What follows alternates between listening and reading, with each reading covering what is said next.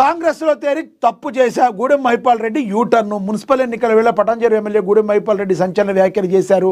ఆదివారం ముఖ్య అనుచరులతో సమావేశమయ్యారు. ఈ సందర్భంగా ఆయన మాట్లాడుతూ మున్సిపల్ ఎన్నికల్లో బీఆర్ఎస్ అభ్యర్థులను గెలిపించాలని పిలుపునిచ్చారు. అప్పటి పరిస్థితుల వల్ల కాంగ్రెస్లో చేరాల్సి వచ్చింది. చేరినా ఏం లాభం జరగలేదు. కాంగ్రెస్లో చేరి తప్పు చేశాను. 3 సార్లు బీఆర్ఎస్ నుంచి ఎమ్మెల్యేగా గెలిచా. ఇందులోనే ఉంటే బాగుండేది. ఇప్పటికైనా మించిపోయిందేమీ లేదు. రేపు జరగబోయే మున్సిపల్ ఎన్నికల్లో పెద్ద ఎత్తున బీఆర్ఎస్ అభ్యర్థులను గెలిపించండి అని మహిపాల్ రెడ్డి కామెంట్స్ చేశారు. దీనికి సంబంధించిన వీడియోలు సోషల్ మీడియాలో వైరల్గా మారాయి. అయ్యా గూడెం మహిపాల్ రెడ్డి గారు, ఏ ఎండగా గొడుగు ఏ వానగా గొడుగు పట్టడమే రాజకీయ నాయకుల లక్షణంలాగా ఉంది. మరి మీరు కాంగ్రెస్లో చేరి తప్పు చేశానంటున్నారు, మళ్ళీ రేపొద్దున నేను బీఆర్ఎస్కి సపోర్ట్ చేసింది తప్పు చేశానంటారు. ప్రజల మధ్య మీకంటూ ఒక సపరేట్ ఒక ఇమేజ్ను సృష్టించుకోవాలి. కానీ మరి మీకు ఎడ్జ్ ఎటుంటే అటు మీకు సరైన ప్రాధాన్యం త్వరగా లభించట్లేదు అంటే ఒక మాట మాట్లాడితే ప్రజల్లో మీ క్రెడిబిలిటీని కోల్పోతారు. మరి మీరు అది చూసుకోవాలని గూడెం మహిపాల్ రెడ్డి గారని రాజకీయ విశ్లేషకులందరూ కూడా చెప్తున్న పరిస్థితి. మరి ఈ రకంగా నేను కాంగ్రెస్లో చేరి తప్పు చేశానని, బీఆర్ఎస్ ఓడిపోయిన తర్వాత గజగజ వణికి మరి కాంగ్రెస్లో జాయిన్ అయ్యారని చెప్తున్న వాళ్ళకి మీరేం చెప్తారు? ఓవరాల్గా ఫ్రెండ్స్ మీరైతే చెప్పండి, గూడెం మహిపాల్ రెడ్డి చేస్తున్న కామెంట్స్ని ఏ రకంగా చూడాలి? కాంగ్రెస్లో చేరి తప్పు చేశానని ఇప్పుడు మాట్లాడతాం, తను వ్యక్తిగతంగా తను రాజకీయంగా ఎదగడానికి ఆయన అలా మాట్లాడుతున్నారు అనుకోవాలా, ప్రజల కోసం చేస్తున్నారు అనుకోవాలా? మీరు కమెంట్ బాక్స్ రూపంలో కమెంట్ అయితే చేయండి. ఇంకా అదేవిధంగా హార్వర్డ్ విద్యార్థిని ఇలా సీఎం రేవంత్ రెడ్డి హార్వర్డ్ యూనివర్సిటీలో ప్రత్యేక కోర్సులో చేరారు. సీఎం రేవంత్ రెడ్డి 5 రోజుల పాటు కొనసాగుతున్న leadership for 21st century course భారతదేశంలో కోర్సులో చేరుతున్న తొలి సిట్టింగ్ సీఎంగా గుర్తింపు తెచ్చుకున్నారు. కోర్సు పూర్తయ్యాక హార్వర్డ్ నుంచి సర్టిఫికేట్ అందుకోనున్నారు సీఎం రేవంత్ రెడ్డి. తెలంగాణ ముఖ్యమంత్రి రేవంత్ రెడ్డి అమెరికాలోని ప్రతిష్టాత్మక హార్వర్డ్ యూనివర్సిటీలో విద్యార్థిగా చేరనున్నారు. ఆయన 5 రోజుల పాటు జరిగే ఎగ్జిక్యూటివ్ లీడర్షిప్ ప్రోగ్రాంలో పాల్గొనేందుకు తన పేరును కూడా నమోదు చేసుకున్నారు. స్వతంత్ర భారతదేశ చరిత్రలో పదవిలో ఉండగా ఒక ముఖ్యమంత్రి ఇలాంటి ఐవీ లీగ్ యూనివర్సిటీలో నాయకత్వం కోర్సు చేయడం ఇదే తొలిసారి కావడం విశేషం అని చెప్పి కూడా ప్రచురించారు.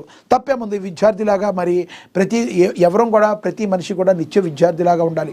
తెలియని విషయాలను తెలుసుకోవటంలో, అదేవిధంగా మనకి నాలెడ్జ్ని పెంచుకోవటంలో ఎప్పటికప్పుడు కూడా ముందుండాలి. మరి సీఎం రేవంత్ రెడ్డి కూడా అలాంటి వాటికి ఎప్పుడు కూడా ముందుగానే ఉంటారు. 100% ఆయన బేషిజాలకి ఏముండవు. ఆయన 5 రోజుల పాటు మరి కోర్సు తీసుకోనున్నారు. మరి ఏదైతే హార్వర్డ్ యూనివర్సిటీ అనేది మనకి తెలుసు, ప్రపంచ ప్రఖ్యాతిగాంచిన యూనివర్సిటీ, అది అమెరికాలో యూనివర్సిటీ. 5 రోజుల తర్వాత ఆయన సర్టిఫికేట్ కూడా తీసుకొని ఉన్నారని కూడా ప్రచురించడం అయితే జరిగింది. ఇక మున్సిపల్ ఎన్నికలు జిల్లాల పునర్విభజనకు కేబినెట్ గ్రీన్ సిగ్నల్.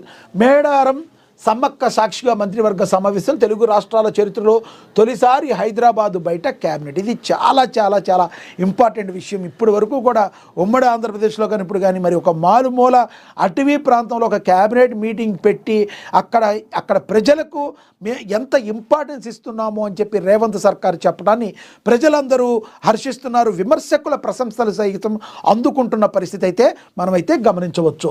మేడారం వేదికగా ముఖ్యమంత్రి రేవంత్ రెడ్డి అధ్యక్షన రాష్ట్ర మంత్రిమండలి సమావేశం జరగ పలు కీలక నిర్ణయాలు తీసుకున్నారు. మున్సిపల్ ఎన్నికలు, జిల్లాల పునర్విభజనకు మంత్రిమండలి ఆమోదం తెలిపింది. రిటైర్డ్ జడ్జితో కమిషన్ ఏర్పాటుకు నిర్ణయం తీసుకుంది. ఫిబ్రవరి 2వ వారంలో మున్సిపల్ ఎన్నికలకు నిర్వహణకు నిర్ణయం తీసుకుంది. ఇటీవలే రాష్ట్రంలోని మున్సిపల్ కార్పొరేషన్ల మేయర్లు, మున్సిపాలిటీ చైర్పర్సన్ల పదవులకు సంబంధించి రిజర్వేషన్లు ప్రభుత్వం ఖరారు చేసింది. సామాజిక సమీకరణాలు, జనాభా ప్రాతిపదికన ఎస్టీ రిజర్వేషన్లు ముందుగా నిర్ణయించింది. అనంతరం లాటరీ పద్ధతిలో మహిళలకు, బీసీలకు స్థానాలను కేటాయించారు. జిల్లాల పునర్వ్యవస్థీకరణపై రిటైర్డ్ జడ్జి విశ్రాంత అధికారులతో కమిటీ ఏర్పాటు చేస్తామని ఇప్పటికే సీఎం రేవంత్ రెడ్డి ప్రకటించారు. కనీసం 6 నెలల్లోగా రిపోర్ట్ ఇవ్వాలని కోరుతామని, వాటి ఆధారంగానే మరోసారి జిల్లాలను శాస్త్రీయ విభజన చేస్తామన్నారు. గతంలో అశాస్త్రీయంగా జిల్లాల విభజన జరిగిందన్నారు. ఒక పక్కా ప్రణాళికతో ఎలాంటి అవకతవకలకు ఆస్కారం లేకుండా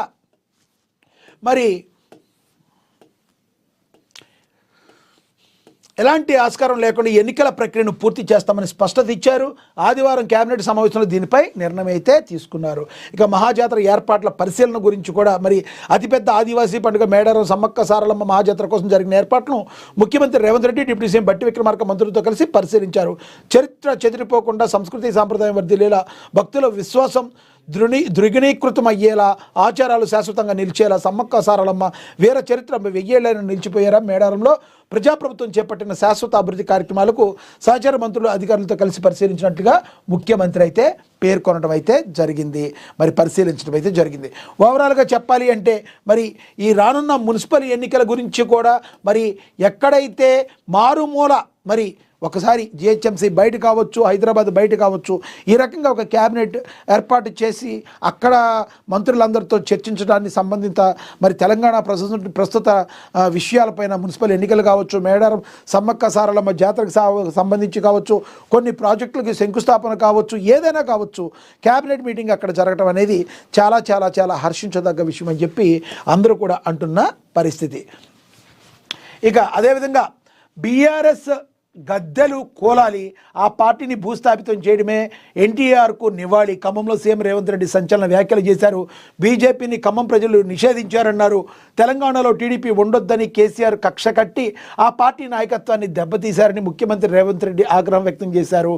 బీఆర్ఎస్ను 100 మీటర్ల గొయ్య తీసి పాతి పెట్టడమే ఎన్టీఆర్కి ఇచ్చే ఘనమైన నివాళి అని చెప్పి తెలంగాణ ముఖ్యమంత్రి సీఎం రేవంత్ రెడ్డి అయితే చెప్పారు.